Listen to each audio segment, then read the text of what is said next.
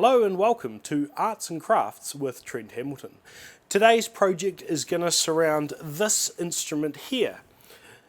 This is a 1975 Boozy & Hawkes Imperial Euphonium. The first thing that I want to try and rectify, and the subject of today's video, is going to be this mouthpiece receiver.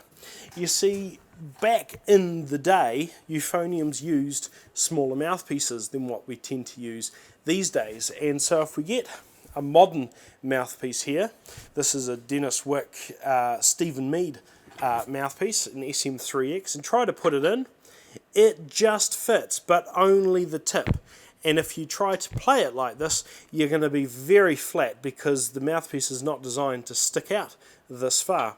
So what I'm going to do is take this mouthpiece receiver off and using my metal lathe to try and spin up a new one. You can only achieve excellence when your design is perfect, and so this is the plan that I'm going to be working from.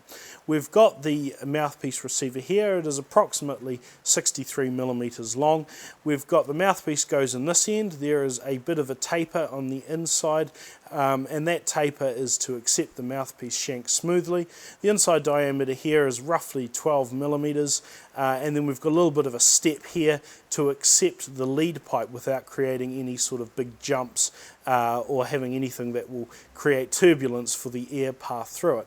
So this is the rough idea of what we're going to do. Yeah, it should be good.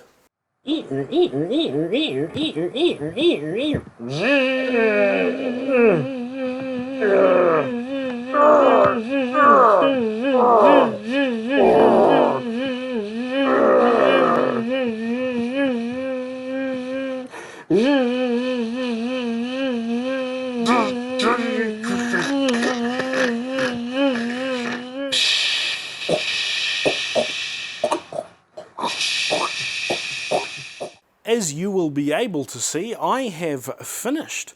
This lovely new mouthpiece receiver is installed on the instrument. It's soldered in place, it's not going anywhere.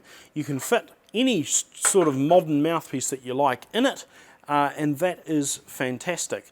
I took this instrument to a band practice last night, played it, and it seems to perform very well. It actually is easier to play than my much more modern BE967 Sovereign, which actually isn't mine, it's one of my other band's instruments, so this might become my main instrument. There are a few issues I need to sort out with it though. It leaks and it's got some poor intonation, but I've got some plans around that. You, however, might be interested in hearing how this instrument sounds. It's a little problem because I've played virtually nothing in the last 6.5 weeks since my surgery, but I'll give you a little bit of a demo. Thanks very much for watching.